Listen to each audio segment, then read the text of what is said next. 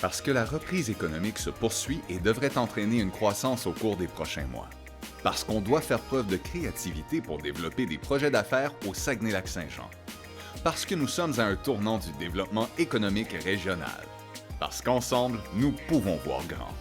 La Chambre de commerce et d'industrie Saguenay-le-Fjord vous permet, à travers ses rendez-vous économiques, de saisir des opportunités d'affaires, mais aussi de réfléchir sur l'avenir économique et social de notre région. Présenté par Promotion Saguenay, en collaboration avec la BDC, Netris et nos partenaires médias, bienvenue à ce rendez-vous économique.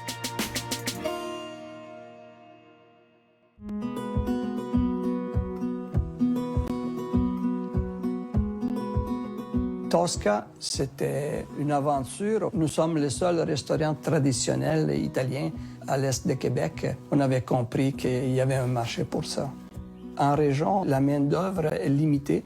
Il y a 2 ans, nous avons trouvé un chef italien. C'était un peu un rêve pour nous, pour notre situation. Et malheureusement, il était bloqué en Italie pour toutes les démarches administratives. Donc, nous avons fait appel à la Chambre de commerce. Ils nous ont accompagnés vraiment avec leurs contacts et ont fait des appels. Finalement, notre chef est arrivé. C'était un soulagement vraiment pour toute l'équipe parce qu'il nous a permis de sauver notre saison. Les Belles Combines, c'est une entreprise que j'ai cofondée avec ma sœur. C'est une entreprise qui crée des outils pour faciliter le quotidien des familles, tant au niveau de l'organisation, de l'éducation, de la conciliation travail-famille. C'est une entreprise qui est fortement influencée de mon quotidien de mère de 7 enfants. Nous, on a une clientèle qui est quand même assez nichée et on a vite senti le besoin d'ouvrir des nouveaux marchés. Comme la Chambre de commerce est constamment à l'affût de toutes les informations, ils ont su nous parler d'un programme d'exportation qui a été super bénéfique pour nous, puisqu'on a pu, avec ce programme, dénicher 2 distributeurs, donc en France et en Belgique, ce qui nous aide à grandir beaucoup plus rapidement. J'ai débuté il y a 33 ans chez Auberson, entreprise spécialisée en ski, planche à neige et vélo. Et en 2015, je suis devenu copropriétaire de l'entreprise. Nous sommes situés sur le bord des Laurentides, sur une artère commerciale, tout de même assez ancienne, qui manque un peu d'amour depuis plusieurs années. La Chambre de commerce a regroupé des commerçants. La Chambre les a représentés auprès de la ville pour revitaliser le quartier. Il y a beaucoup de choses qui sont allées de l'avant. Beaucoup d'améliorations seraient faites par la ville, beaucoup plus d'espaces verts, des trottoirs mieux entretenus, du stationnement. Et c'est super excitant comme commerçant de pouvoir voir ça. On va être très fiers de ce qui a été accompli, en gros. Desarcom, nous sommes un organisme de bienfaisance. On a 1000 employés, principalement des services ambulanciers du transport médical dans la plupart des régions au Québec. Ici, on opère pour l'ensemble du Grand Lévis. Il y a eu un triste événement ici en 2017. Il y a un de nos paramédics qui n'était pas en service qui est décédé en entendant l'ambulance. Ça a pris 21 minutes. Je reçois un appel de la Chambre de commerce qui me dit « Maxime, on aimerait ça vous aider dans le projet d'avoir une ambulance supplémentaire à Lévis. On va partir une pétition, on va mobiliser les gens d'affaires. » Pour nous, c'était magique. Ce qui est extraordinaire, c'est qu'on a réussi à récolter des milliers et des milliers de signatures. Et dans un avenir approché, nous allons voir une amélioration de la couverture ambulancière à Lévis. J'en suis convaincu. La Chambre de commerce, c'est un membre de l'équipe. C'est bon de sentir qu'on n'est pas tout seul.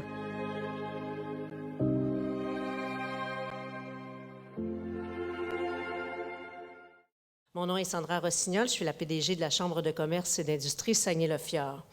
La vidéo que vous avez eu la chance de voir, ça représente nos chambres de commerce. C'est une nouvelle campagne qui a été lancée par la Fédération des chambres de commerce du Québec. Nous sommes 126 chambres de commerce au Québec.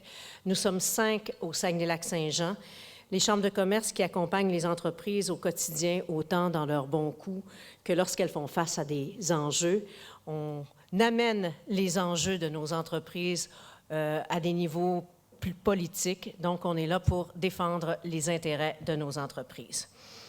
Cette nouvelle initiative qui s'appelle « Prêt pour vrai » vise à démontrer l'impact que nous avons eu au sein de notre communauté. Puis elle commence avec cette vidéo touchante qui relate l'histoire de 4 entreprises qui ont été accompagnées par des chambres de commerce locales. À Saguenay, nous sommes en préparation d'une campagne démontrant le bienfait de notre chambre de commerce auprès des entreprises d'ici. Maintenant, ce rendez-vous économique est présenté par Promotion Saguenay en collaboration avec la BDC, Investissement Québec, TACT, Netris et Carbone Québec. Merci à nos partenaires médias Cogeco, qui capte l'événement d'aujourd'hui. D'ailleurs, il sera disponible sur toutes nos plateformes au cours des prochaines semaines.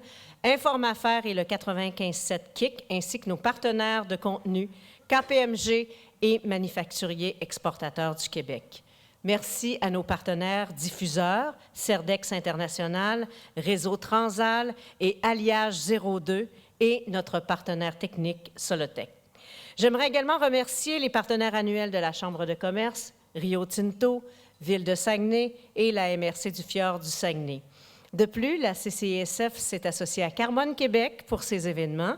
Carbone Québec a pour vocation de compenser les émissions de gaz à effet de serre liées aux activités humaines par la plantation d'arbres à haut pouvoir de captation carbone. Les GES liés à l'événement d'aujourd'hui seront donc compensés par la plantation d'arbres et je vous invite à nous surveiller au cours des prochains mois car nous aurons des annonces à vous faire concernant cette forêt. Juste un peu pour vous titiller. Parlons maintenant d'automatisation, notre sujet d'aujourd'hui. Alors, ces dernières années, il y a de nombreuses entreprises qui ont mis en œuvre des innovations technologiques. Évidemment, un rythme effréné pour certaines. À mesure que la société se dirige davantage vers le numérique, l'adoption de nouvelles technologies et la gestion efficace des nouveaux processus s'avèrent absolument essentielles au progrès de presque toutes les entreprises.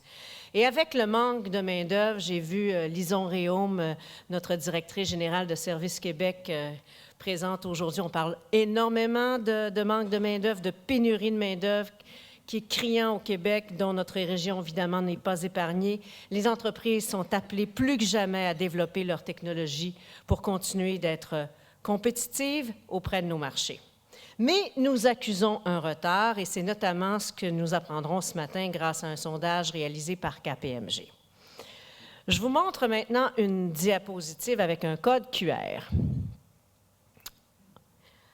Alors, l'événement d'aujourd'hui se fait en 4 parties. Pour commencer, nous allons vous proposer 2 conférences. La première sur les résultats de l'enquête Focus Québec effectuée par KPMG et la deuxième sur la productivité et la main-d'œuvre, 2 leviers pour assurer la compétitivité.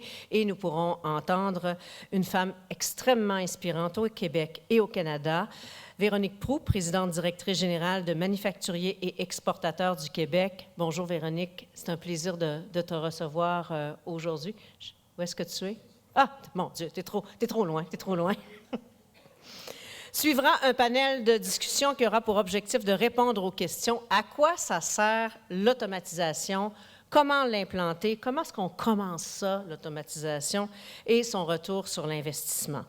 Et pour terminer, nous vous invitons à rencontrer des experts régionaux qui présenteront leurs services de recherche et les différents programmes de financement disponibles en lien avec l'automatisation. Et ce code QR, vous pouvez le télécharger, ça va vous montrer toutes les tables et les contacts que vous allez pouvoir rencontrer ce matin. Donc, on va vous le présenter également par la suite, là, si jamais vous voulez le reprendre, mais c'est utile pour avoir les contacts par la suite. Maintenant, nous avons un présentateur de ces beaux rendez-vous économiques qui est notre dernier de la saison. J'aimerais céder la parole à notre partenaire présentateur des rendez-vous économiques, Promotion Saguenay. J'invite André Blackburn, directeur des services aux entreprises chez Promotion Saguenay, à venir vous adresser la parole.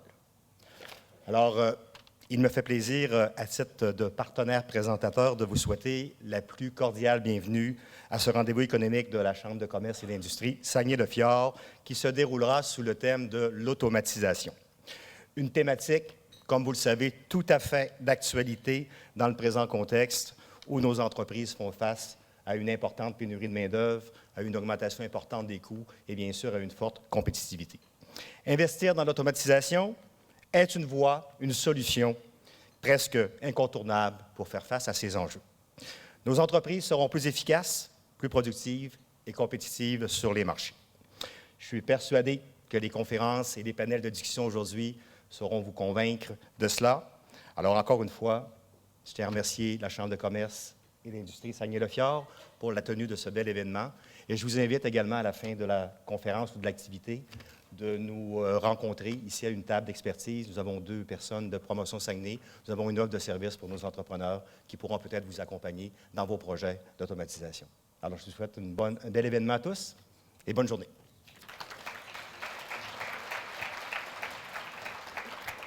Merci, cher André. Je vous présente maintenant celle qui vient dévoiler les résultats d'un sondage sur l'automatisation qui a été réalisé auprès des entreprises québécoises, dont celle du Saguenay-Lac-Saint-Jean à l'automne 2022. Madame Violaine Paquette, associée service conseil chez KPMG Entreprises. Violaine est associée au sein de la pratique des services conseils entreprises, plus précisément dans le secteur du marché intermédiaire. Elle est forte de 15 ans d'expérience dans le domaine. Elle tire avantage d'un bagage multidisciplinaire ayant travaillé dans une multitude de secteurs. Au cours de sa carrière, Violaine a concentré sa pratique auprès des entreprises privées en accompagnant les dirigeants dans leurs défis d'entreprise. Alors, à toi, Violaine Paquette. Qu'est-ce que KPMG et Violaine Paquette font auprès des entrepreneurs?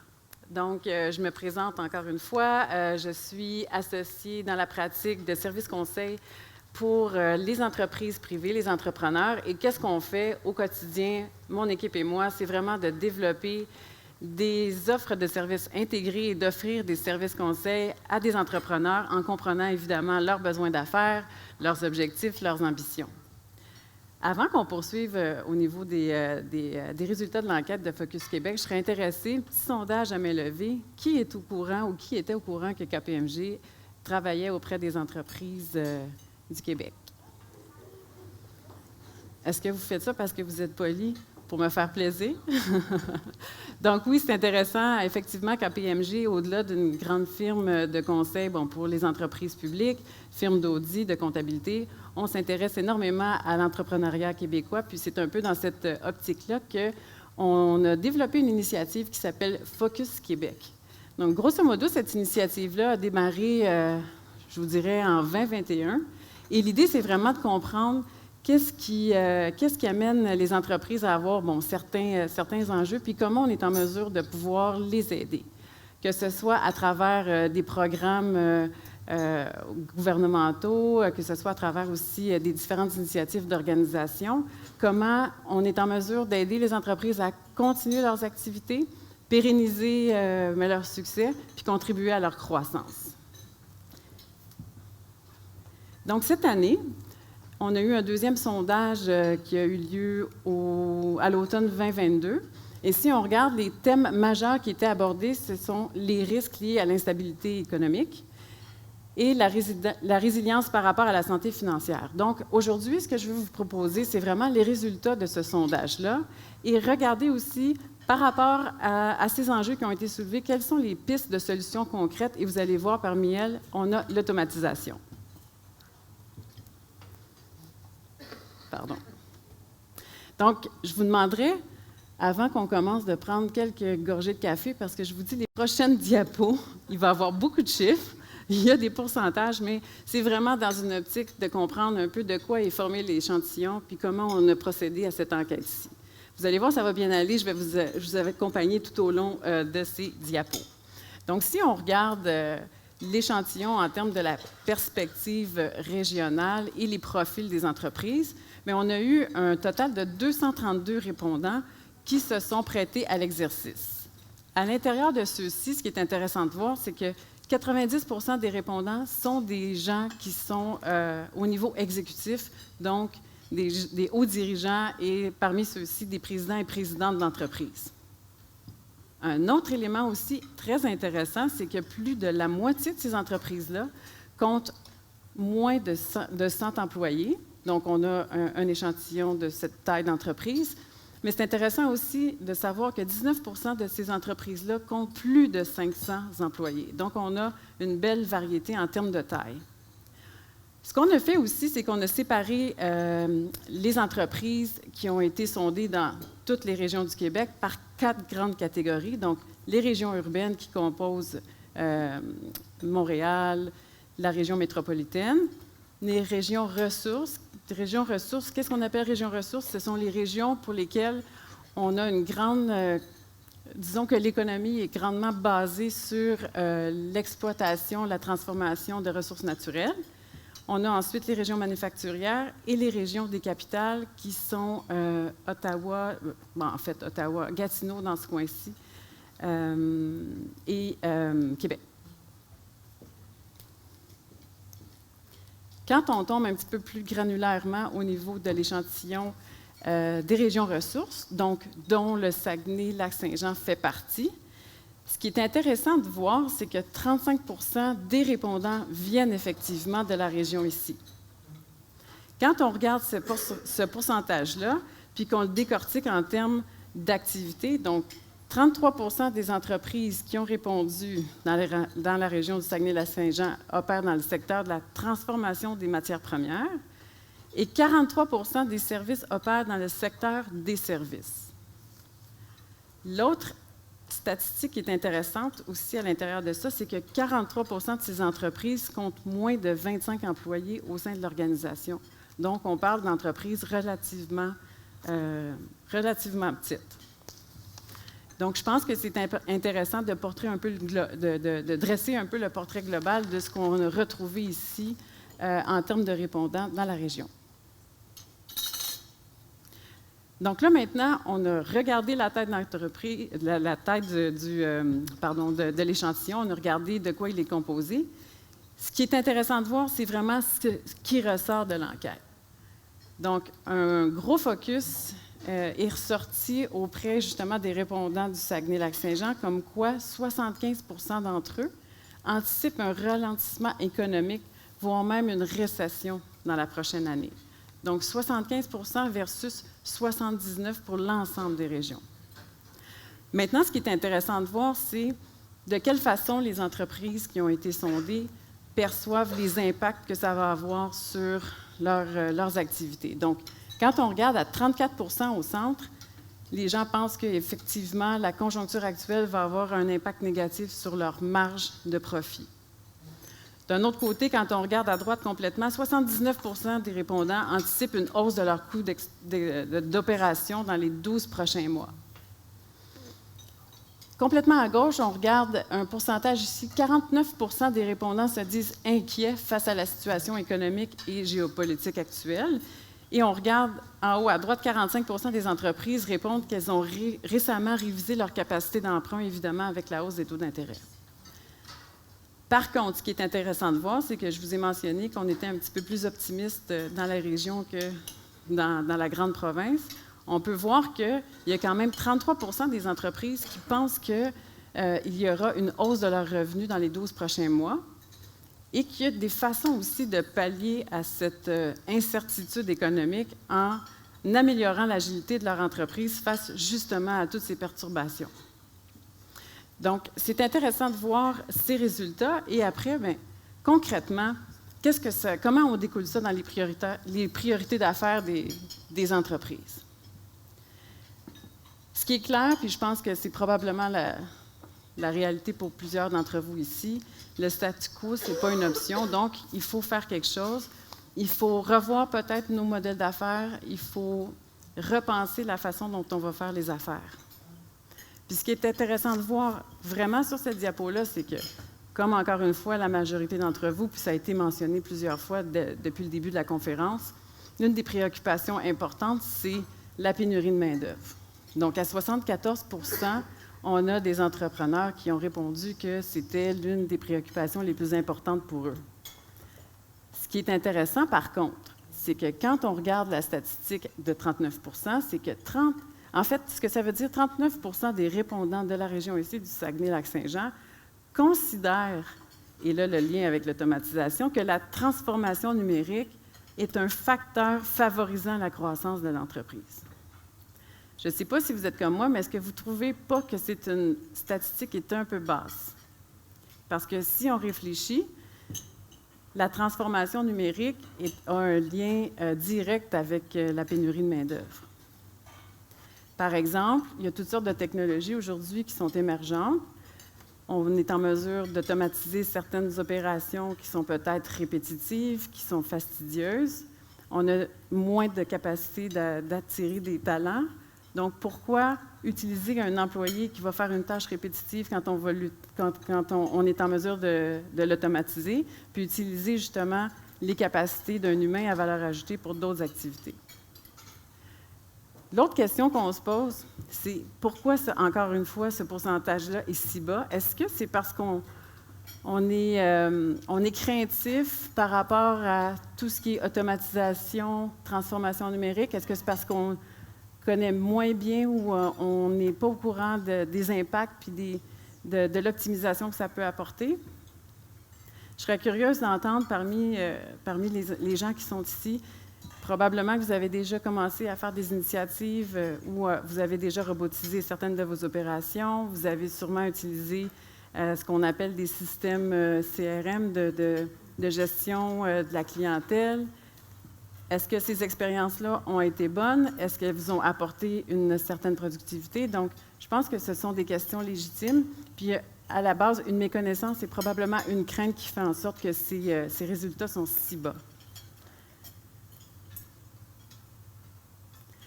Donc, pour faire le lien avec ce dont on parle depuis le début, on parle d'être résilient par rapport à ce qui s'en vient au niveau économique. On parle de trouver des moyens pour pallier à tout ça. On parle de pénurie de main-d'œuvre. Quand on pose la question aux entrepreneurs, donc, face à cette turbulence ou incertitude économique, qu'est-ce qu'on va faire? Quelles sont les premières activités, quelles sont les premières initiatives qu'on va vouloir mettre de l'avant dans nos entreprises? Je vous invite à regarder les deux premières cases, donc l'amélioration de l'agilité de l'entreprise puis la réduction des coûts.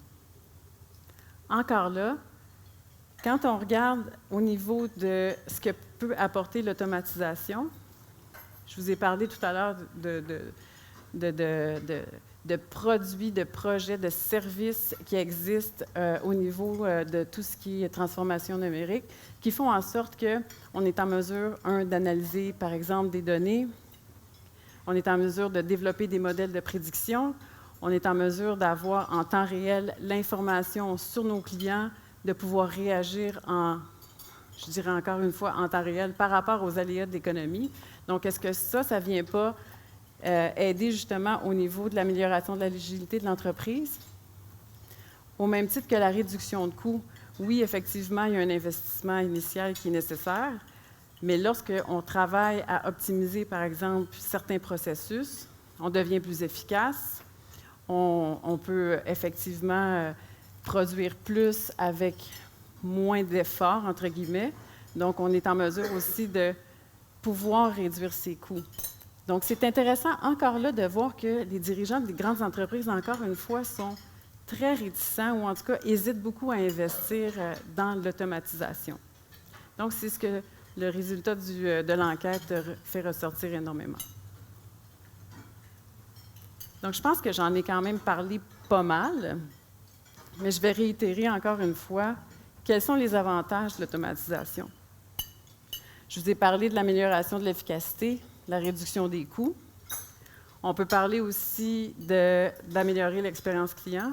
Donc, quand on parle encore une fois d'automatisation, de transformation numérique, bien, vous avez l'occasion d'avoir des technologies qui vont faire en sorte que vos clients vont avoir une réduction du temps de réponse de leurs demandes potentiellement, une réponse à leurs demandes 24/7, une prévision de leur consommation potentielle, être en mesure d'anticiper via des modèles prédictifs des besoins, des matériaux qui seront nécessaires. Donc, tout ça fait en sorte d'améliorer l'expérience de votre client, de vos clients, et d'amener aussi une certaine forme de, j'ai juste le terme anglophone, là, de stickiness, de rester près de ce client-là, parce qu'il sait qu'il est bien servi, parce qu'il sait qu'on prend en considération ses besoins. Ensuite, on parle d'améliorer la prise de décision. Donc, encore là, j'ai parlé de modèles de prédiction, d'analyse de données, d'être en mesure de comprendre rapidement les aléas du marché, de pouvoir réagir si on a des hausses de coûts soudaines et qu'on est en mesure de pouvoir potentiellement prendre des décisions éclairées par rapport à ces hausses de coûts-là sur notre coût vendant, par exemple. Donc, ceci, ce sont des avantages sans équivoque pour améliorer justement une meilleure vision, une meilleure compréhension de ce qui se passe dans notre économie et pouvoir réagir rapidement. Je ne sais pas si ces thèmes-là qui sont abordés sont surprenants pour vous ou c'est nouveau. Oui, non? Bon, ben parfait. En fait, ce qui est intéressant de voir, c'est que pourquoi on investirait dans l'automatisation, pourquoi on investirait dans la transformation numérique. Je pense qu'il y a un élément qui est vraiment fondamental, c'est de penser qu'une transformation numérique, investir dans de la technologie, à la base, ça fait partie d'une stratégie d'entreprise. Ce n'est pas le projet de l'équipe TI, mais c'est un projet de l'organisation. Donc, c'est attaché à une stratégie, à des orientations. Et là, il faut se poser la question, est-ce que la technologie va venir soutenir nos opérations? Est-ce qu'elle est une aide facilitante, en fait, pour aller plus loin, en fait, dans notre stratégie d'entreprise? Il y a beaucoup d'enjeux, je pense, qui sont importants de mentionner. On dit que ça coûte cher. Il y a des enjeux aussi de gestion de changement. Il va falloir revoir certains processus. Il va falloir former des employés. Peut-être que les rôles et responsabilités vont complètement changer. Oui, effectivement, ce sont des éléments importants. Mais à partir de là, qu'est-ce qu'on se dit? On sait que ça existe. Mais, Sandra l'a mentionné, on est en retard par rapport aux entreprises du reste du Québec, mais aussi au Canada. Donc, qu'est-ce qu'on fait? Je pense que l'important, c'est de commencer à réfléchir sur quelles sont les activités qui peuvent être automatisées dans un premier temps, de, encore une fois, lier ça à une stratégie d'entreprise, stratégie de croissance, puis de développer un plan, une feuille de route qui fait du sens dans l'évolution de l'entreprise. Donc, avoir des activités qui peuvent peut-être, quand on réfléchit avec une matrice de coûts-bénéfices, qu'est-ce qui va m'amener des gains rapides avec probablement un petit peu moins d'efforts, puis d'évoluer à l'intérieur de cette feuille de route-là à travers notre entreprise. Donc, penser que tout faire d'un coup, c'est la solution, je pense que c'est là où on se trompe et c'est là que plusieurs entreprises se cognent le nez. De la réticence, des coûts faramineux et évidemment, après, on n'a pas récupéré la valeur ajoutée qu'on croyait aller chercher. Donc, ce que je vous invite à faire, en fait, c'est de regarder tout à l'heure sur le panel, il va y avoir des entrepreneurs qui ont fait ce virage-là, qui ont des exemples concrets, et ça peut vous donner des idées pour ce que vous pouvez faire vous-même dans votre entreprise. Donc, sur ce, je vous remercie et je vais céder la parole à Sandra.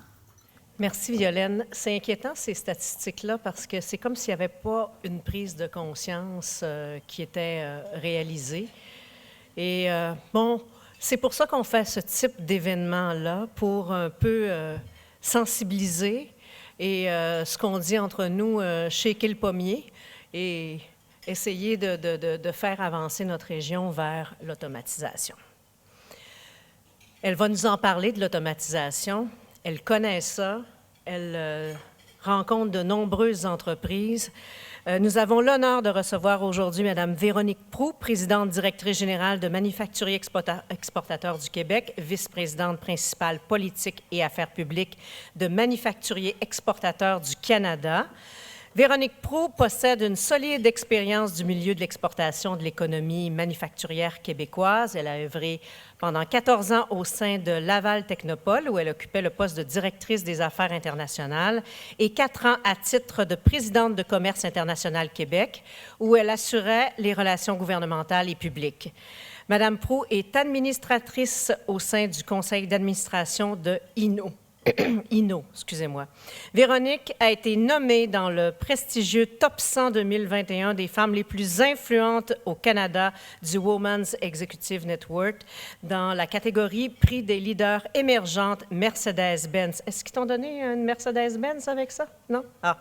Elle est détentrice d'un MBA exécutif de l'Université Paris-Dauphine et de l'Université du Québec à Montréal. Je lui laisse la parole.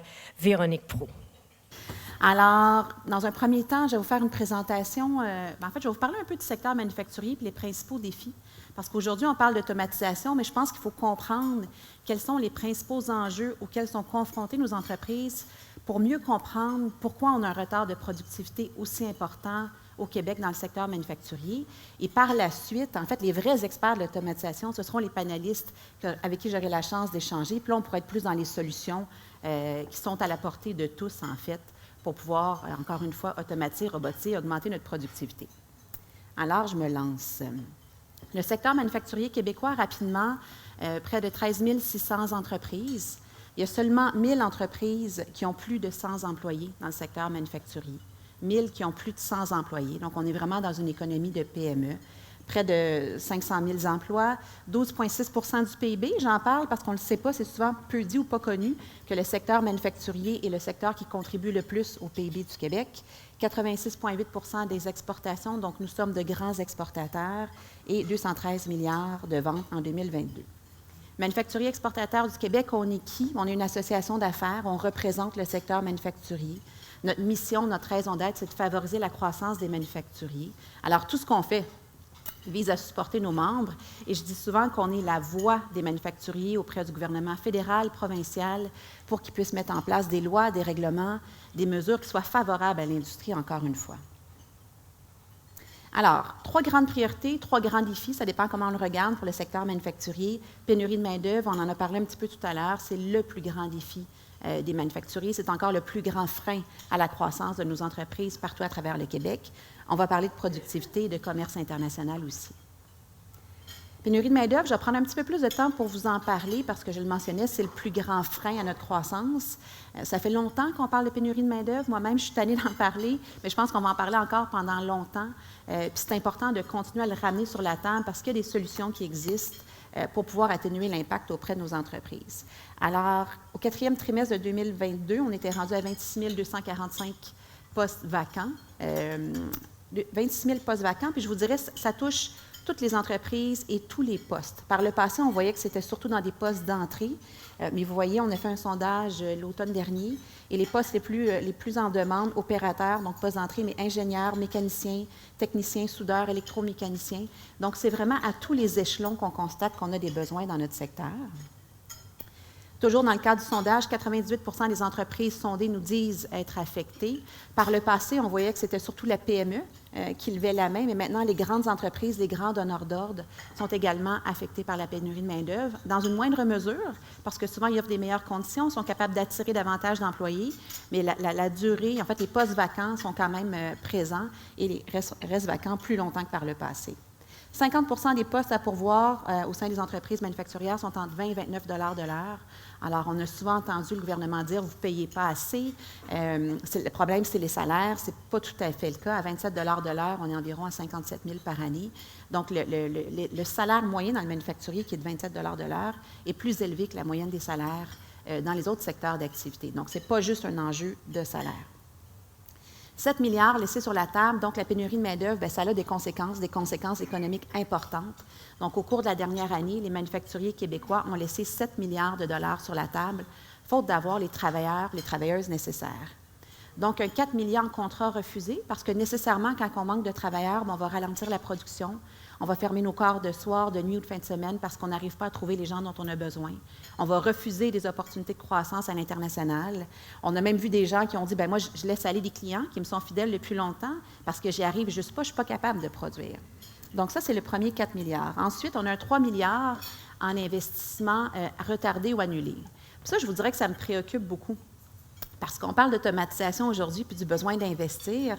Et là, ce qu'on constate, c'est qu'on a quand même beaucoup d'entreprises qui choisissent de mettre des projets d'investissement sur pause ou de les annuler ou de ne pas les faire parce qu'ils n'ont pas les travailleurs nécessaires. Alors, si vous êtes un chef d'entreprise puis vous devez investir 1 million, 2 millions pour automatiser vos lignes de production, puis vous n'êtes pas certain d'avoir les compétences, les consultants ou même les gens à l'interne pour faire votre projet et encore plus pour travailler sur votre nouvelle ligne automatisée, allez-vous vraiment prendre le risque? Alors là, ça devient vraiment un frein, encore une fois, à l'investissement. On l'a vu dans notre sondage, mais c'est documenté depuis des années, notamment dans le cadre d'études que la BDC a fait. Donc, je parlais de l'impact économique. On a parlé du 7 milliards. On voit aussi qu'on a environ un tiers des répondants qui considèrent déménager une partie de leur production à l'extérieur du Canada. Pourquoi? Quand vous êtes un chef d'entreprise en région, que vous avez fondé votre entreprise, c'est vous qui l'avez fondée, vous êtes très fier d'opérer en région, d'employer des gens, de contribuer au développement économique. Alors, quand vous pensez à déménager une partie de vos opérations à l'extérieur, c'est vraiment parce que la lumière au bout du tunnel, vous ne la voyez pas. Et ça, on le constate beaucoup en région, donc c'est une des conséquences qui nous guette. Report d'investissement, on en a parlé. Perturbations dans les chaînes d'approvisionnement, je vais en reparler un petit peu plus tard, mais de plus en plus, on voit que au niveau des chaînes d'approvisionnement, oui, il y a toujours la pénurie de composantes, de pièces, mais la pénurie de main-d'œuvre devient aussi un élément perturbateur parce que la demande est très forte et nos fournisseurs ne sont pas capables de suivre parce qu'ils n'ont pas la main-d'œuvre nécessaire. Je finis ici. Conséquences néfastes sur la pénurie de main-d'œuvre. Plusieurs entrepreneurs nous ont aussi dit que, au-delà de l'impact économique, ce qui les préoccupait énormément, c'est l'impact sur les employés. Pourquoi? Parce qu'on demande à nos employés de faire des heures supplémentaires. On leur met beaucoup de pression pour livrer plus vite. On a un taux de roulement très élevé chez les employés qui sont là depuis moins de 2 ans. Donc, ça demande beaucoup de temps, d'accompagnement, de formation. Alors, ça a des conséquences sur la motivation, sur le niveau de stress et sur la fatigue de nos employés.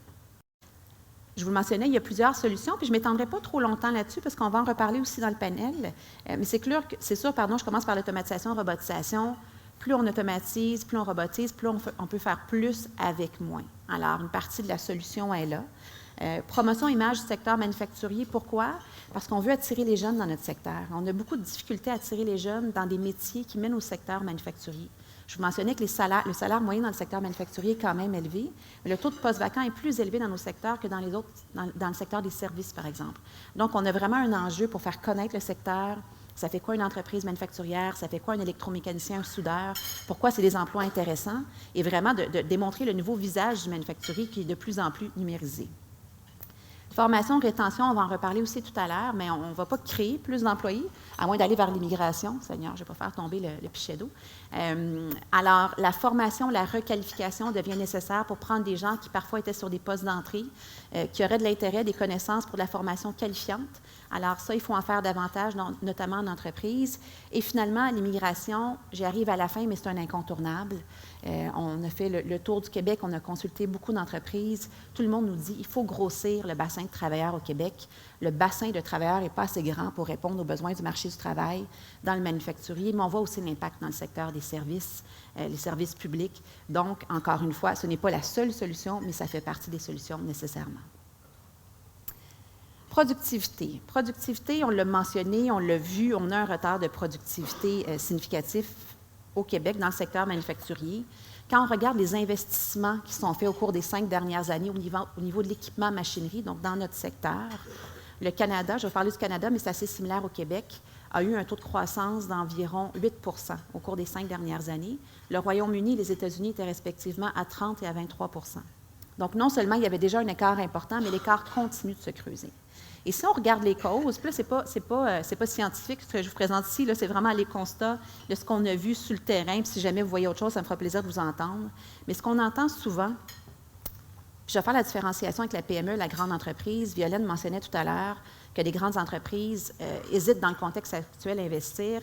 Et c'est sûr que le ralentissement ou l'appréhension d'un ralentissement économique fait en sorte qu'on est plus frileux avant d'investir. Donc, je pense que ça fait du sens.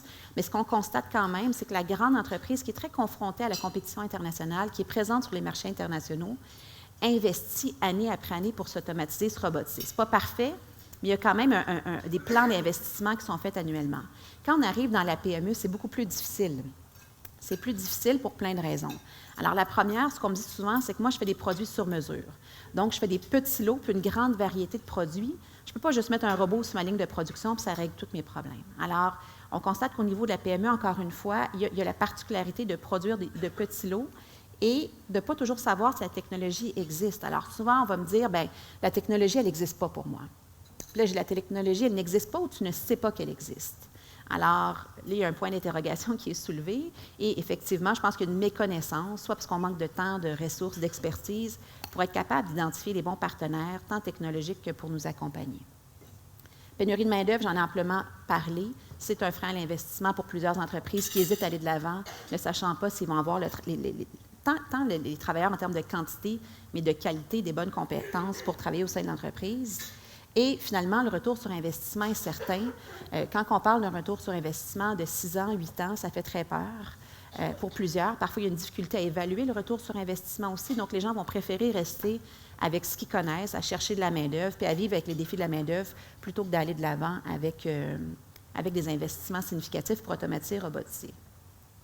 Les solutions, j'ai effleuré rapidement, mais ça va nous prendre plus d'accompagnement. Je comprends qu'il y a plusieurs organisations ici en développement économique qui supportent les entreprises. Il faut accompagner les chefs d'entreprise dans le processus pour sensibiliser, intéresser, leur faire connaître les possibilités des technologies. D'ailleurs, avec notre panel, on va avoir on a quatre experts, mais 2 entreprises qui vont pouvoir nous partager leur histoire, ce qu'ils ont fait, pourquoi ils l'ont fait. Puis ça, il faut en faire davantage pour intéresser d'autres chefs d'entreprise, notamment des PME, à aller de l'avant. Leur donner accès au talent, donc ça va passer par l'immigration, mais aussi par la formation et la requalification. Et finalement, programmes et incitatifs compétitifs. Là, on parle vraiment des programmes gouvernementaux, que ce soit les mesures fiscales ou des programmes d'aide. Il existe quand même beaucoup de programmes au Québec et au fédéral pour supporter les entreprises. Mais encore, je pense qu'il faut mieux les faire connaître auprès de nos entreprises pour savoir qu'est-ce qui existe, comment ça peut les supporter. Et je vous dirais qu'en même temps qu'au niveau, nous, dans nos demandes que l'on fait, ou nos recommandations qu'on fait au gouvernement provincial, fédéral, on demande davantage de support pour les PME manufacturières qui veulent investir, pour les aider à dérisquer l'opération. Donc, il existe des prêts, des garanties de prêts, mais des subventions, il y en a pour la grande entreprise, mais moins pour la PME qui veut aller de l'avant. Et je vais vous faire le parallèle avec ce qui se passe aux États-Unis rapidement. On a vu le président Biden qui a mis en place, qui augmente les mesures protectionnistes essentiellement à plusieurs égards, mais qui a aussi annoncé un fonds de 350 milliards, le Inflation Reduction Act, qui vise en fait à stimuler l'investissement industriel et l'investissement vert aux États-Unis. Alors, ça fait en sorte que nos entreprises, tant dans la PME que la grande, lorsqu'il vient le temps de choisir où investir, bien, c'est très tentant d'aller aux États-Unis. En fait, c'est plus rentable de le faire aux États-Unis. Donc, on continue à travailler avec le gouvernement pour voir quelles mesures, quels programmes peuvent mieux appuyer nos PME manufacturières, mais aussi dans un contexte où le Canada devient de moins en moins compétitif pour attirer de l'investissement. Alors, je finis sur le commerce international parce qu'on en a tellement parlé depuis le début de la pandémie. On a beaucoup parlé de la perturbation dans nos chaînes d'approvisionnement. Donc, on a parlé, écoutez, il y a une multitude de facteurs, là, mais la pandémie en soi est venue fragiliser nos chaînes d'approvisionnement, ne serait-ce parce qu'on a des usines qui ont fermé. Il y a des ports qui ont fermé en Chine, notamment parce qu'il y a eu des éclosions. Il y a eu des grèves au CN, au port de Montréal. Il y a eu une multitude de facteurs qui sont vraiment venus débalancer l'écosystème. Puis, en même temps, dans la pandémie, ce qu'on a vu, c'est que certains secteurs, comme dans le secteur de la construction, biens de consommation ont augmenté de façon phénoménale, alors que d'autres ont chuté. Et le secteur manufacturier fonctionne vraiment dans un écosystème prévisible. Alors là, il n'y avait plus de prévisibilité et les entreprises n'étaient pas capables de compenser pour l'augmentation de la demande significative dans certains secteurs. Donc, ça a vraiment tout débalancé. Aujourd'hui, la situation se porte quand même mieux. Il y a encore certains secteurs qui sont affectés, où les cycles de production sont plus longs, par exemple dans l'aérospatial. On me disait récemment que c'est maintenant qu'on commence vraiment à sentir l'impact des pénuries de certaines pièces ou de perturbations dans les chaînes d'approvisionnement, alors que pour la plupart, ça s'est quand même stabilisé. Mais il y a encore beaucoup d'incertitudes, on le sait, au niveau géopolitique. Alors, l'invasion russe en Ukraine demeure encore une situation qui est très malheureuse, mais qui a un impact aussi sur les chaînes d'approvisionnement mondiales. Politique sanitaire mise en place par la Chine, on en parle parce que tout récemment encore, il y avait des fermetures de villes, d'entreprises, et on est encore très dépendant de l'Asie au niveau de notre approvisionnement. Et pénurie de certaines composantes, donc on a encore une pénurie de microprocesseurs qui affecte le secteur de l'industrie automobile, mais plusieurs autres secteurs qui sont affiliés. Alors, ça demeure un enjeu encore important. Dans les solutions, celui-là n'est pas simple parce qu'on n'a pas beaucoup de contrôle sur ce qui se passe à l'international, mais c'est clair, encore une fois, que l'augmentation de la productivité, donc investir pour s'automatiser, robotiser, ça nous permet d'être plus agile, on le mentionnait avec Violaine, plus flexible, donc d'avoir un meilleur contrôle sur ce qu'on produit, sur nos intrants. Revoir nos cellules de production, peut-être qu'on aura la chance d'en parler avec nos panélistes, mais je parlais avec des gens qui sont dans des sous-traitants du secteur automobile, qui me disaient, avant, on avait une grande prévisibilité, on pouvait prévoir notre layout puis notre production sur plusieurs semaines. Maintenant, on a revu nos cellules de production pour avoir des cellules flexibles, semi-flexibles, bref, avoir plus d'agilité pour être capable de répondre à la demande qui est de moins en moins prévisible et finalement repenser le juste à temps. Donc, on a vu beaucoup d'entreprises pendant la pandémie, mais encore aujourd'hui, qui repensent le juste à temps, donc ils vont augmenter leur stock, augmenter leur inventaire pour pouvoir avoir, encore une fois, un meilleur contrôle sur ce qu'ils produisent. Mais quand on augmente notre inventaire, bien, nécessairement, on débalance encore plus l'écosystème. Donc, ce n'est pas une solution qui est viable à long terme. On revient toujours à ça, mais pour nous, l'automatisation, la robotisation, mon Dieu, je vais arriver à le dire, de se robotiser, ça nous permet d'augmenter notre productivité. Et je le dis souvent, si on réussit à accélérer l'investissement de technologie dans le secteur manufacturier, on augmente notre productivité, donc on fait plus avec moins. On atténue l'impact de la pénurie de main-d'œuvre parce qu'on va avoir besoin de moins de gens dans les postes d'entrée, moins de gens dans les postes peu qualifiés. Et finalement, ça va permettre aussi de réduire notre empreinte GES, de décarboner notre industrie. Parce que ça a été démontré, en renouvelant notre parc d'équipement, en intégrant les nouvelles technologies, on réussit à réduire notre impact aussi. Alors, 35 minutes pour parler à quoi ça sert l'automatisation. Je suis en train de lire le titre qui est tout là-bas. En fait, l'idée, là, c'est vraiment de réussir à démystifier c'est quoi l'automatisation, robotisation, ça veut dire quoi, ça fonctionne comment, pourquoi vous avez choisi, dans certains cas, de le faire, quels sont les facteurs clés de succès pour que tout le monde puisse repartir avec une meilleure compréhension, mais aussi l'envie, soit de le faire au sein de son entreprise ou d'aider davantage d'entreprises à le faire. Alors, je me lance, mais ça se veut vraiment un échange. Puis je vais commencer, Jean-Benoît, avec toi. C'est quoi l'automatisation chez vous? Ça représente quoi dans ton entreprise? Oui, bien, je dirais, il y a quelques années, l'automatisation, pour moi, c'était fonctionner une usine avec les lumières fermées. C'était le grand rêve de dire tout est automatisé, pas d'employés, etc. Aujourd'hui, l'automatisation, c'est plus y aller en semi-automatisation, s'assurer que nos employés aient des postes qui sont plus faciles, moins ardus, plus sécuritaires, y aller en petits morceaux, en petites tranches. Et oui, encore, on parle de robots, mais on parle aussi d'automatisation de nos systèmes aussi. Donc, avec tous les outils maintenant pour faciliter même l'automatisation, je dirais, des tâches administratives aussi, là, Automate de ce monde, puis plein d'autres éléments. Ça fait que ça a passé d'une vision de lumière fermée à plus morceler des petits bouts, puis des petits y aller en étapes. Donc, c'est ça l'automatisation. Donc, la vision au départ, c'est de le faire tout d'un coup, puis finalement, ça n'a pas marché. Exactement, ça n'a pas marché. Il faut y aller. C'est la méthode des petits pas. Hein. Il faut marcher avant de courir. Ça fait que là, on marche. Excellent. Peut-être, je vais poursuivre avec nos chefs d'entreprise. Marco? Oui, bonjour. Chez Osblock. Nous autres, écoute, on avait un problème de... pas un problème, mais je disais que la première ligne de production était peut-être automatisée à 20 %. Mais dans le but d'avoir nos certifications canadiennes et américaines, il fallait moderniser le procédé entièrement automatisé. Fait que là, l'usine, présentement, est automatisée à 95 %, on va dire comme ça. La seule place qui n'est pas automatisée, c'est l'emballage à la fin. Okay. Mais ça nous a permis aussi, nous autres, d'augmenter notre production de 3 fois, avec 3 fois moins de monde aussi. Fait que on a diminué, on a augmenté la qualité de la main-d'œuvre. Par contre, il y a quand même des défis là-dedans parce que je dirais que les employés qui travaillaient dans les premières lignes de production, il n'y en a plus un qui travaille dans la ligne aujourd'hui. Même le mécanicien, il faut le changer et tout. Fait que pour avoir un mécanicien qui travaille sur une machine qui on va dire que rough, on va dire ça comme ça, là. Mais tu arrives dans l'automatisation, c'est plus pointus, on va dire ça de même.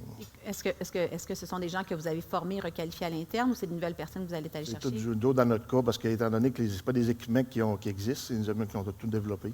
Il a tout fallu former le monde avec nos équipements. OK. Donc, vous les avez formés à l'interne pour qu'ils puissent accéder à des nouvelles fonctions. Exact. D'autres, on a automatisé l'usine, mais on a aussi automatisé tout, comme il disait Jean-Benoît, c'est tout aussi le processus de vente, tous les inventaires à l'interne, parce que dans notre cas, pour avoir nos certifications, il faut avoir un suivi du produit de A jusqu'à Z.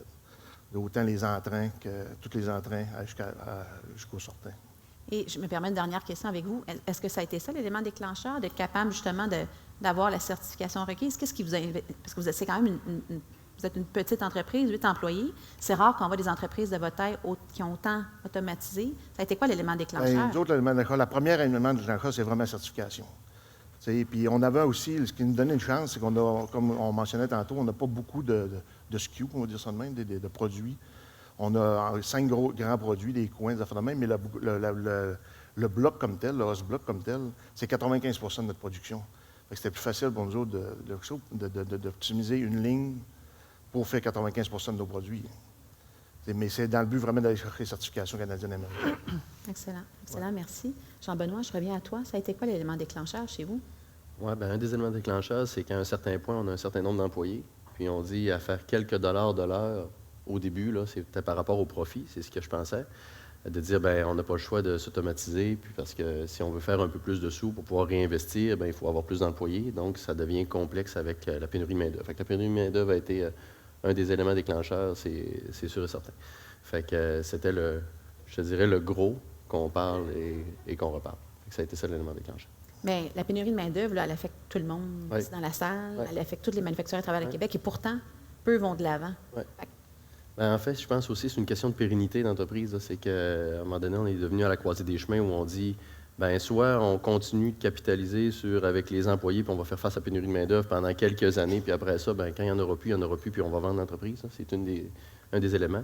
Mais aussi penser à la pérennité pendant 20-25 ans, bien, c'est là qu'on dit on n'a pas le choix. C'est un passage obligé, dans le fond, qui fait peur, qu'on prend ça en gros morceaux, mais c'est un passage obligé. Excellent, merci. Robert? Oui. Vous entendez là? Est-ce que ça correspond à ce que vous entendez ou ce que vous voyez chez beaucoup d'entreprises que vous accompagnez? Bien, oui, effectivement. Nous, on accompagne, on guide, on aide aussi à créer une culture d'innovation dans les entreprises. Je pense que la pratique de faire des petits pas, là, c'est utile, puis ça démontre les bienfaits de l'automatisation. À une époque, on parlait de système automatisé, on parlait toujours de retour sur investissement. Maintenant, c'est plus un enjeu. On ne parle plus de retour sur investissement, on parle de pénurie de main-d'œuvre, comment faire pour optimiser les gens en place, puis leur faire les bonnes tâches. Donc, l'automatisation vient appuyer la main-d'œuvre, je dirais. Puis aussi, il y a toujours le mythe que je veux tout le temps souligner, là, que l'automatisation ne coupe pas d'emplois. Ça fait juste transformer les emplois, bonifier les emplois.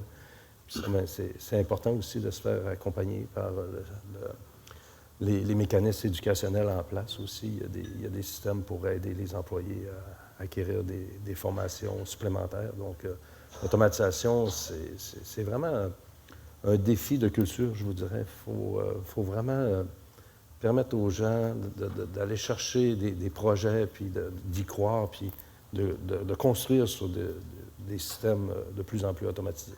Mais les entreprises que vous accompagnez qui choisissent d'aller de l'avant, est-ce que justement, là, je reviens à la culture, est-ce que ce sont celles où la direction a vraiment pris un engagement ferme envers ça? Ils y croient? C'est quoi l'élément qui... Je vous dirais, c'est la géométrie variable. Parfois, on doit analyser un système en place, puis on nous demande d'automatiser ou de regarder une certaine section d'usine. Mais le problème n'est pas là, il peut se trouver ailleurs. Donc, c'est vraiment là d'avoir une vision complète, puis à regarder où c'est le plus payant d'automatiser peut-être. Par où commencer? Par où commencer, oui. OK, excellent. Andrew, de votre côté, dans les entreprises que vous accompagnez, ça se passe comment?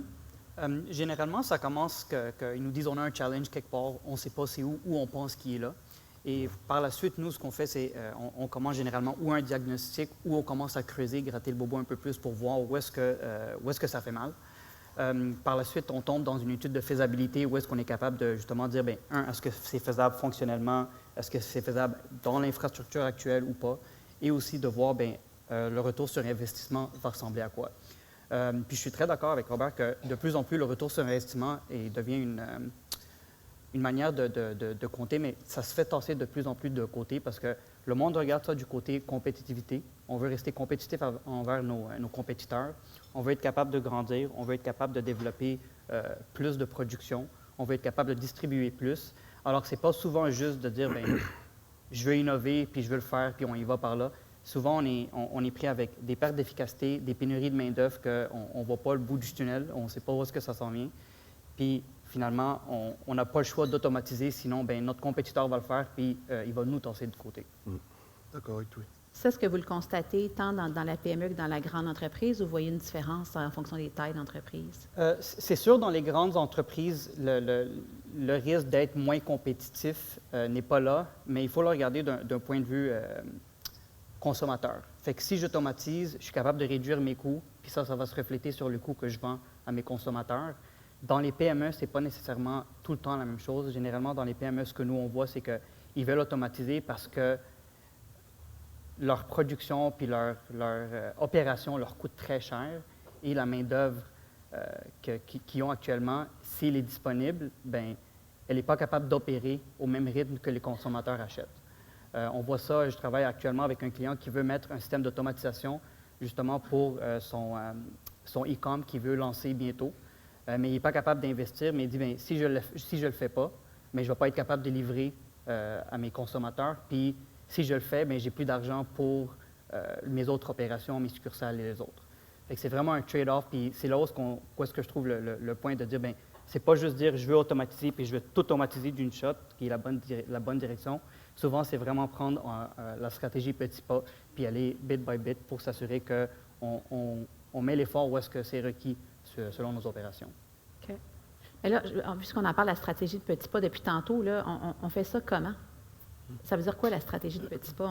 On appelle qui? On dit quoi? Je veux m'automatiser, je veux me robotiser, je veux... Oui, bien, je vais avec... moi, je pense que la stratégie des petits pas, c'est commencer par se faire accompagner. Parce qu'on ne sait pas ce qu'on ne sait pas. Fait que tantôt, je pense que tu disais, les entreprises ne savent pas nécessairement si la technologie existe pour leur production de petits lots, par exemple, avec la grande diversité. Bien, je pense qu'on ne sait pas ce qu'on ne sait pas. Ça fait qu'il faut se faire accompagner, il faut en parler, il faut dire hey, « moi, je veux m'automatiser, je ne sais pas comment ». Il faut être vulnérable un peu aussi. Parce que c'est pas tout le temps évident. Ouvrir notre usine, puis des fois, on peut être gêné de notre usine. On dit « tabarouette, c'est pas, je suis pas sur la coche, là, comme bien des gens sont automatisés ». Ça fait que je pense qu'il faut vraiment commencer par peu importe qui. Là. Il y a des centres de formation, il y a des firmes, il y a peu importe qui. On les appelle, on vient, puis on commence par les petits pas. C'est-à-dire, on fait un audit, on regarde c'est quoi qui peut... Puis des fois, ça passe même pas par l'automatisation. Des fois, ça passe par l'amélioration du processus en soi. Une fois que le processus est optimisé, bien là, par la suite, on dit on peut automatiser cette partie-là, cette partie-là, cette partie-là. Fait que je pense vraiment que c'est une des façons, c'est d'être vulnérable, s'ouvrir, aller chercher de l'aide, se faire accompagner, puis pas dire parfois on va faire un projet, ça va coûter 2 millions. Non, y aller en étapes, en porte, hein, qu'on appelle, tout le monde connaît les stage gates par rapport à l'innovation, mais on y va en porte, étape 1, étape 2, étape 3, puis le budget se concrétise, puis le retour sur investissement se concrétise, puis c'est vraiment comme ça qu'il faut y aller. Quand on parle d'audit 4.0? Pas nécessairement juste Audit 4.0 arrivé, puis, parce que souvent, on pense à notre système de gestion, l'Audit 4.0, mais ça peut ressembler à ça aussi avec la connectivité. C'est un audit général de l'entreprise. C'est quoi nos processus? C'est quoi les parties d'automatisation? Il y a plein de firmes qui font ça. Fait que l'important, je pense pas qu'il y en a sûrement des meilleurs que d'autres, mais l'important, c'est de commencer avec une en qui on a confiance, qu'on a un fit, puis tester, d'en faire venir 1, 2, 3, puis dire comment tu pourrais m'accompagner, puis il faut vraiment qu'il y ait un fit, parce que c'est un projet, sans dire c'est comme le bras dans le tordeur, là, c'est quand on commence, après ça, on ne veut plus arrêter. Fait qu'il faut s'assurer d'avoir le fit avec les personnes qui nous accompagnent. Ça, c'est intéressant ce que tu viens de dire, parce que je l'entends souvent, les chefs d'entreprise qui sont allés de l'avant quand on commence, ou quand il a goûté, on ne veut pas arrêter. Ouais. Non, effectivement. On peut plus. Marco, est-ce que vous avez procédé comme ça chez vous? Oui, on a été, comme Jean-Benoît a dit, c'est nous, dans notre cas, on a fait la première ligne de production automatisée un peu, mais en même temps, c'était aussi de trouver le personnel pour le faire. Quand tu ne connais pas l'automatisation, c'est toute la programmation, c'est du personnel qu'on n'avait pas à base. Là, on a été au début en sous-traitance aussi, nous autres, pour toute la logistique de programmation et tout, avant d'avoir notre propre monde. Mais ça nous a appris tranquillement, puis il y a raison à dire, quand tu automatises un bout, tu veux automatiser le reste parce que le risque d'erreur, le risque pour augmenter la production, c'est vraiment ça dans le cas qu'on a fait, marche par marche. Là. Donc, vous avez commencé par l'audit, puis vous êtes fait accompagner dans les prochaines étapes? Bien, nous autres, on l'a fait à l'interne. On n'a pas pris de firme indépendante. On savait quel point stratégique il fallait automatiser parce que c'est surtout du répétitif. Là. Puis c'est une place stratégique dans notre usine, entre autres, là, les systèmes de colère puis tout. Là. Fait que, on a parlé, vous me dites, j'entends le retour sur investissement, c'est plus tant ça, mais je l'entends quand même beaucoup. J'entends beaucoup d'entreprises qui m'en parlent du retour sur investissement. Ça ne vaut pas la peine, je suis mieux de continuer à avoir de la difficulté à recruter, je vais aller recruter à l'international, je continue à prendre des gens dans des postes d'entrée. Fait que j'aimerais ça vous entendre parler de retour sur investissement, peut-être. Oui puis non, parce que l'automatisation aussi permet d'avoir une stabilité. Le produit est conforme, donc il y a une régularité sur le produit. Puis, dans un contexte de pénurie de main-d'œuvre où on est beaucoup en formation, en remplacement, les gens ne se présentent pas ou il y a une contrainte quelconque sur la main-d'œuvre, bien, on perd aussi la qualité de reproduction de peut-être que l'automatisation permet de faire aussi. Donc, c'est certain que s'il faut récupérer des produits qu'on a produits avec une erreur dedans ou une erreur de production, bien, ça a aussi des conséquences. Donc, absolument. Puis tout à l'heure, quand je parlais de l'impact de la pénurie de main-d'œuvre sur les chaînes d'approvisionnement, c'est exactement ça. C'est qu'on voit le risque de défaut augmenter parce que justement, on a un taux de roulement très élevé et là, on a moins de conformité, moins de qualité dans la production. Ça crée un stress aussi sur l'équipe parce que le roulement de personnel, que ce soit en automatisation, on peut le voir dans nos propres bureaux. Quand on a du mouvement de personnel, ça crée de l'incertitude, ça crée du stress. Après ça, on intègre des nouvelles ressources, il faut les former aussi. Ouais. Donc, c'est vrai pour tout le monde, cette partie-là. Non, absolument. Puis la plupart, encore une fois, les chefs d'entreprise le constatent, mais quand même, quand ils regardent les investissements à faire, ils sont quand même frileux dans le contexte de ralentissement économique, mais dans le contexte encore de dire ça vaut-tu la peine? Alors, comment on évolue ça? Comment on jongle avec ça, Andrew? J'ai pas trop capturé la question. Excuse. En fait, c'est vraiment la question du retour sur investissement. Okay. Ce qu'on est en train de dire là, tout le monde le constate, l'impact de la pénurie de main-d'œuvre, les défis, tout ça. Mais malgré ça, et dans l'étude que vous avez produite, on voit que les chefs d'entreprise hésitent avant d'investir, tant parce qu'il y a un ralentissement, mais aussi parce qu'ils ne sont pas sûrs de ce qu'ils vont avoir comme retour. Fait que oui, absolument. Il y a un autre élément aussi que je pense qui est important, c'est qu'ils ne savent pas c'est quoi la technologie qu'ils veulent aller chercher. Souvent, ce qu'on voit, puis il y a une étude qui vient de sortir aux États-Unis suite à un trade show qui s'appelle ProMat, puis ils disent que ce qu'ils ont trouvé là-bas, c'est que souvent les entreprises qui veulent automatiser ont peur de la technologie parce qu'ils ne la comprennent pas en entièreté. Puis à cause de ça, ils disent, bien, je ne peux pas m'investir dedans parce que ça ne va pas résoudre mes problèmes. L'autre enjeu aussi qui vient avec ça, c'est que souvent, on tient vraiment à des processus qu'on a dans nos entreprises et on dit, bien, ça, c'est le processus, on est vraiment différent de toutes les autres entreprises similaires, puis on ne peut pas automatiser ce processus-là. Puis souvent, la réalité, c'est que cette même entreprise-là, les mêmes opérations existent ou au Canada ou ailleurs dans le monde et ça a déjà été automatisé ou robotisé et il y a déjà un retour qui a été eu là-dedans. Fait que souvent, c'est là où est-ce que je pense qu'il y a des défis à aller chercher, puis il y a des gains à aller chercher, puis c'est une job de convaincre ces entrepreneurs je ne veux pas dire d'ouvrir les yeux, d'aller regarder, mais de vraiment être curieux sur ces technologies-là. Jean-Benoît? Ben, par rapport au retour sur investissement, je dirais, moi puis ma directrice financière, puis moi, on n'est vraiment pas sur la même longueur d'onde là-dessus. Intéressant. On t'écoute. Non, c'est incroyable, c'est presque un sujet de chicane, mais à part ça, ça va très bien. C'est sûr, certain que lorsqu'on arrive et on dit, parfait, là, voici, ça prend tel investissement, mais quand tantôt, je disais, on fonctionne par porte. Fait que ça se pourrait que ce soit un projet qui, à terme, va arriver à 2 millions ou à 4 ou à 500, mais il faut y aller par des portes. Fait que même le début de l'investissement des premières portes, il n'y a pas de rentabilité, là. Fait qu'il faut se débloquer un budget, puis, bon, chez nous, on regarde la règle du pouce, on va dire, là, tu sais, le corps, la règle du pouce, c'est en fonction des profits, bien, il y a une partie qui va sur la dette à long terme, une partie qui va pour l'investissement, d'autres pour les dividendes, etc., mais l'investissement, moi, j'y crois vraiment fort. Puis, à un moment donné, c'est même pas, ça va revenir à combien on retourne sur investissement sur 1 an, 2 ans, 5 ans. C'est, à un moment donné, c'est la dette technologique que l'entreprise peut avoir si jamais on n'investit pas. C'est-à-dire, mettons, je continue juste comme ça, sans automatisation, puis tous mes compétiteurs le font, bien, dans quelques années, la dette technologique, le mur va être incroyable. Au lieu d'investir, mettons, je ne sais pas, 500 000, 1 million par année, ça va être 10 millions, ça va être trop gros. Je vais dire, c'est beau, je suis en entreprise, puis je laisse aller ça. Autre élément aussi, mettons, qui ne compte pas vraiment dans le retour sur investissement, mais c'est tout l'aspect marketing aussi, l'innovation. Si on est une entreprise innovante, qui s'automatise, bien, à un moment donné, ça fait parler, ça peut apporter des contrats aussi parce qu'on est innovant. Bon, au même titre que si on engage un vendeur, que si on fait du marketing, donc le marketing d'innovation. Fait qu'il y a plusieurs autres éléments que moi, j'ai un feeling que c'est juste moi qui l'ai dans mon cœur. Là. Je me dis, non, il faut automatiser, puis c'est comme ça, puis c'est sûr.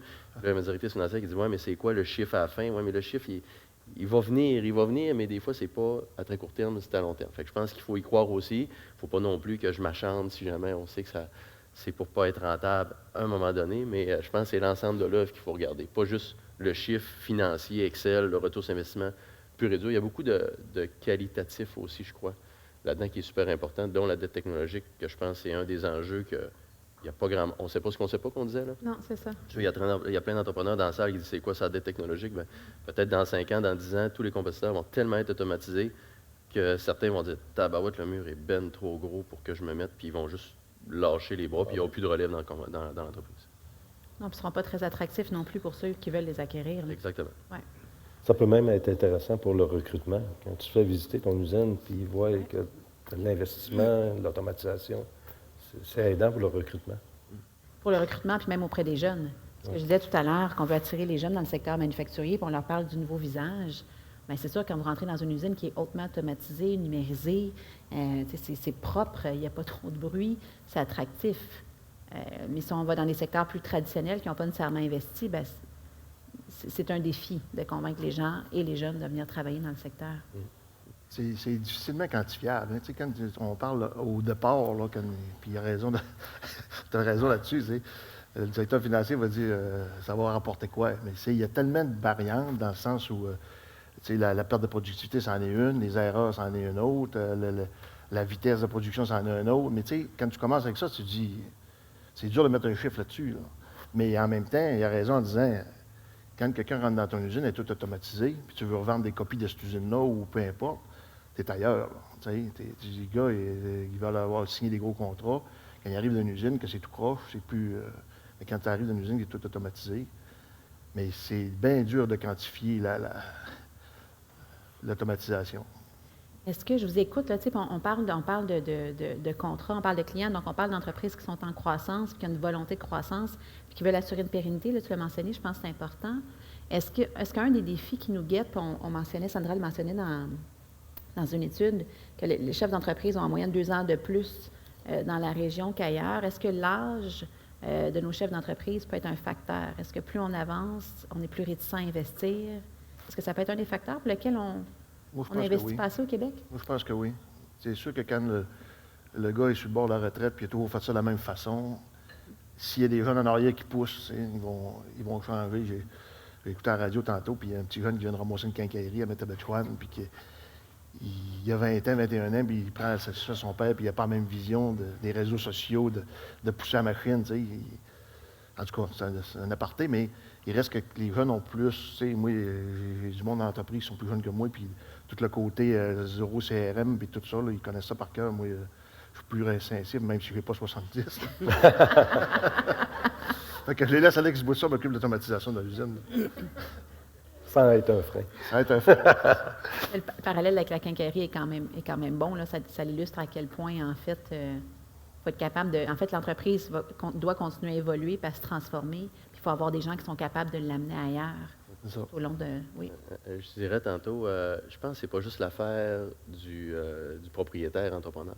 Je pense que c'est l'ensemble de l'organisation. Je pense qu'il faut développer une culture. Puis quand tantôt on disait petit pas, c'est sûr certain que si, peu importe l'âge du propriétaire, il s'aligne dans un projet qui est le seul à y croire, puis c'est un gros projet, puis finalement ça plante, c'est sûr c'est terminé pour le reste, là, ça vient de barrer les portes pour les 10 prochaines années. Mais si, mettons, on commence avec un petit projet, puis ensuite les gens y adhèrent, bien, à un moment donné, c'est les gens, les employés même, avec leur propre culture, qui vont faire les projets, qui vont venir demander des sous pour automatiser, puis pour s'améliorer en technologie. Fait que je pense que c'est pas l'affaire de juste le propriétaire en soi, c'est l'ensemble de l'organisation. Quand tu parles de culture, tu y fais référence depuis tout à l'heure. Ouais. On développe ça Comment on fait ça? Ouais, Ça commence par, dans les réunions, un partage TI. Souvent, là, chez Rio Tinto, là, quand on disait comment on fait pour développer la culture santé-sécurité, la première affaire, c'était dans chaque début de rencontre, c'est quoi la question qu'on pose? Emmanuel est là. Qui a un partage en santé-sécurité aujourd'hui? Bon, c'est comme ça qu'on a développé la culture sur 20 ans en santé-sécurité, par exemple.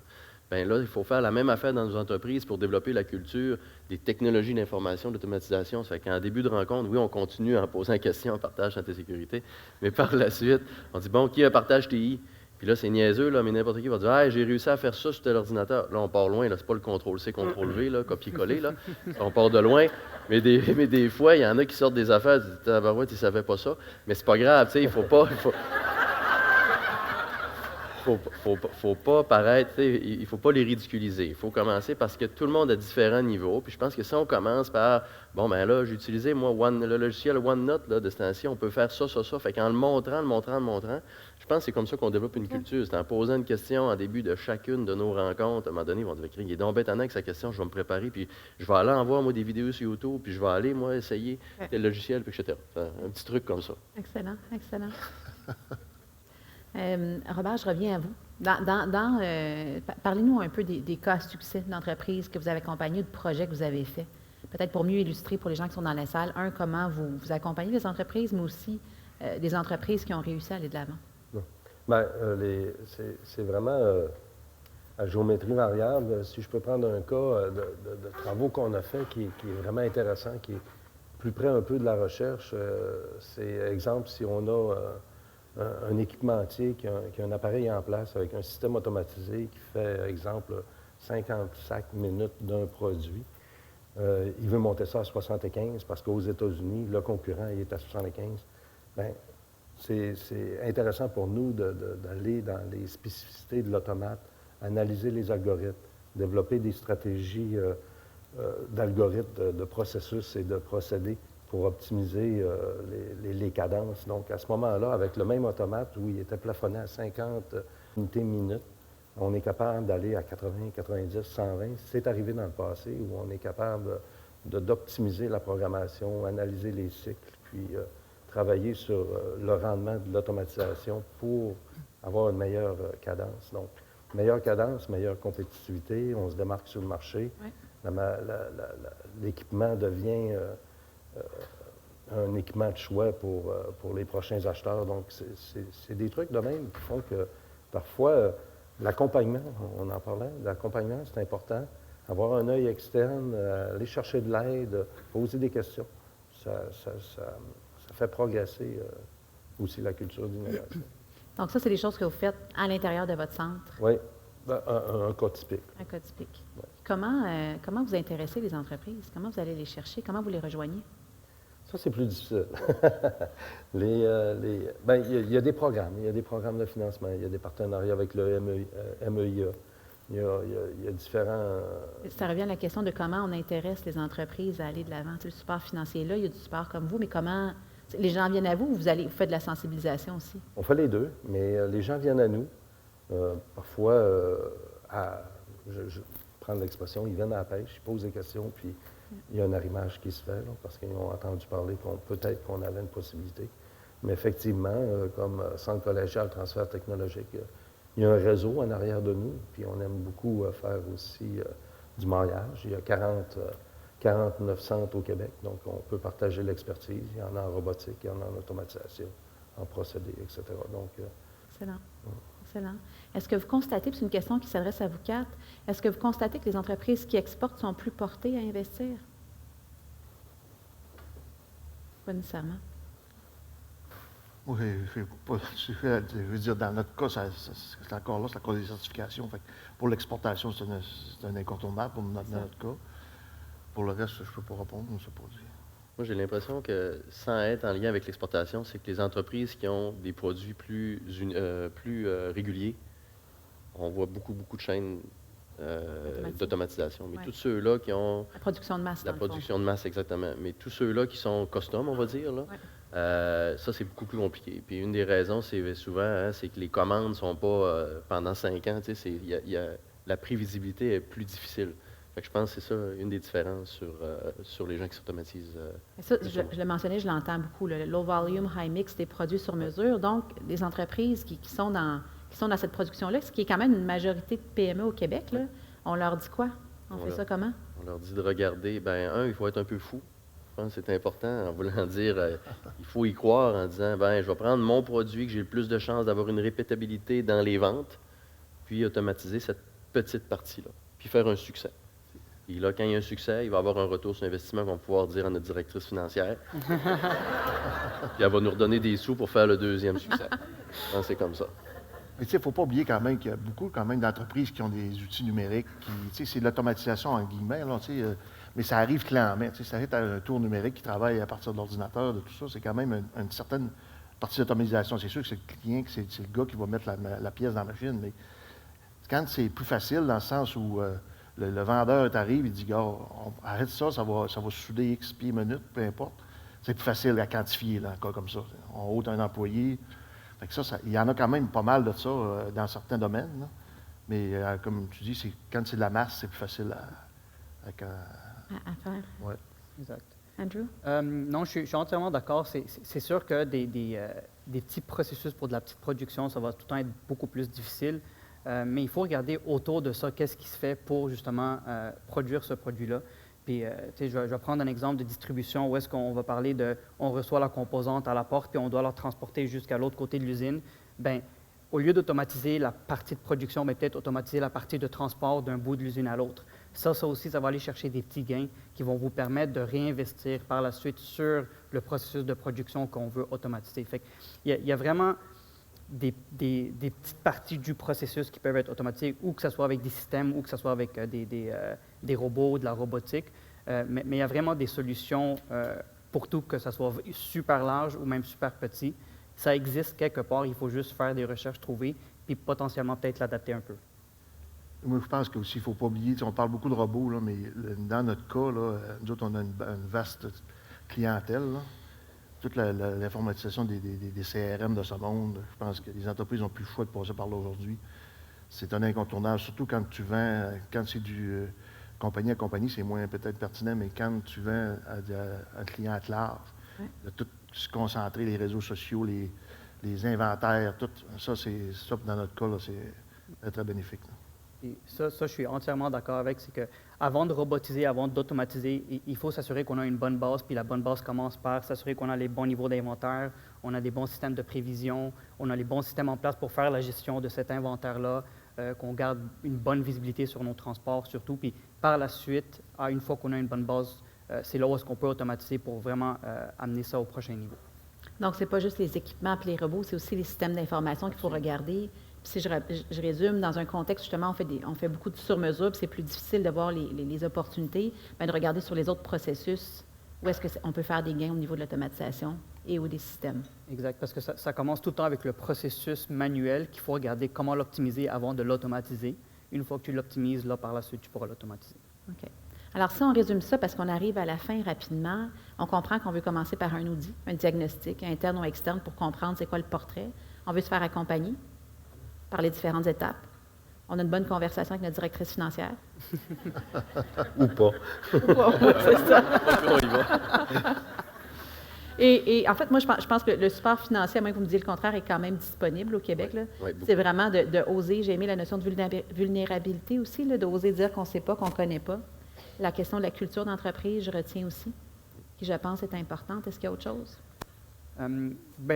Juste un petit dernier commentaire. De plus en plus au Québec, il y a des entreprises qui font de l'automatisation, qui font des robots et des robotiques. Je vous souhaite tous, je vous demande tous d'aller faire ces recherches-là. Ils sont des bonnes entreprises, ils ont des bonnes technologies puis des bons systèmes. Et ça vaut la peine d'investir dans des technologies d'ici aussi. C'est un très bon point. En fait, il y a un réseau qui existe, c'est le REAI, donc le regroupement des équipementiers en automatisation industrielle du Québec, qui est l'association qui regroupe ces entreprises-là qui produisent ici. Donc, beaucoup de PME qui fabriquent différentes technologies, des robots et autres. C'est un très bon point. Sandra nous avait demandé de shaker le pommier aujourd'hui. Alors là, on arrive au mot de la fin. Je pense que ça va rester, ça, shaker le pommier. Au mot de la fin, qu'est-ce que vous aimeriez dire aux chefs d'entreprise qui sont ici ou à ceux qui considèrent l'automatisation? Andrew? Restez curieux, puis dites pas non sans vraiment savoir le payback, ça va ressembler à quoi. Puis le payback, c'est pas juste monétaire, c'est comme on en discute, c'est vraiment sur l'efficacité, rester compétitif, rester agile, rester flexible. Fait que, vraiment, restez curieux, puis les technologies, ne pensez pas que ça va être un robot qui va régler tous vos problèmes. C'est vraiment des petits robots, des petits pas qui vont vraiment vous amener à où est-ce que vous voulez aller.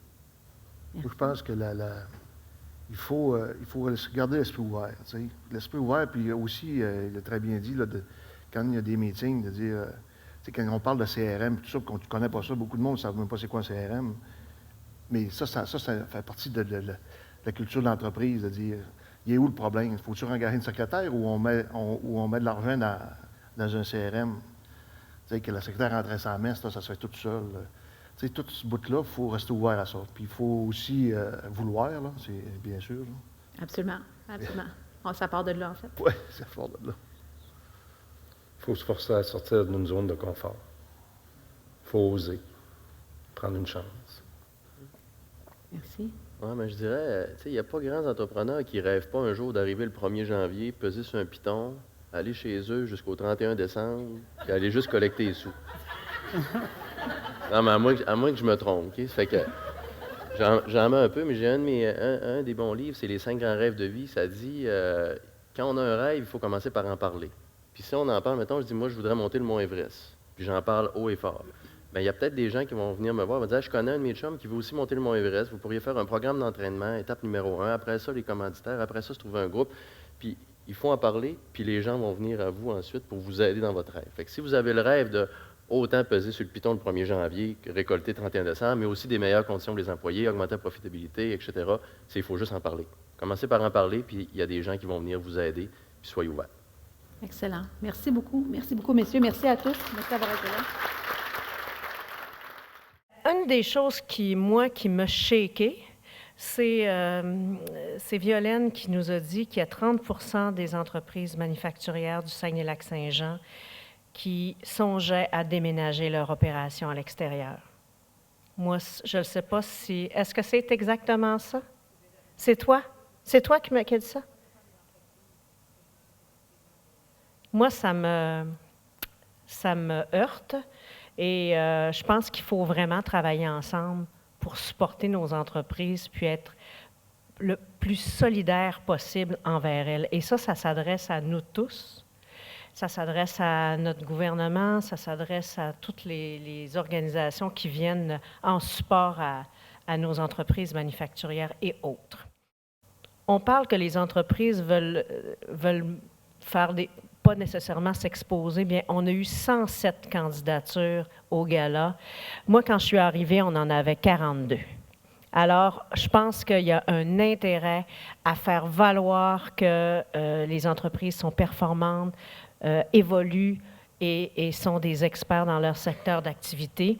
Donc, je vous invite à venir les appuyer, les applaudir, festoyer et réseauter, parce qu'on aime ça aussi, le 4 mai. Donc, les billets sont en vente. Je vous invite tous à aller magasiner une belle robe, les filles, puis on va se coucher tard, je vous le dis, parce qu'il y a un après-gala. Au nom de toute l'équipe de la Chambre de commerce et d'industrie Saguenay-le-Fjord, je vous souhaite une très, très belle journée. Merci à vous et on se revoit tous le 4 mai.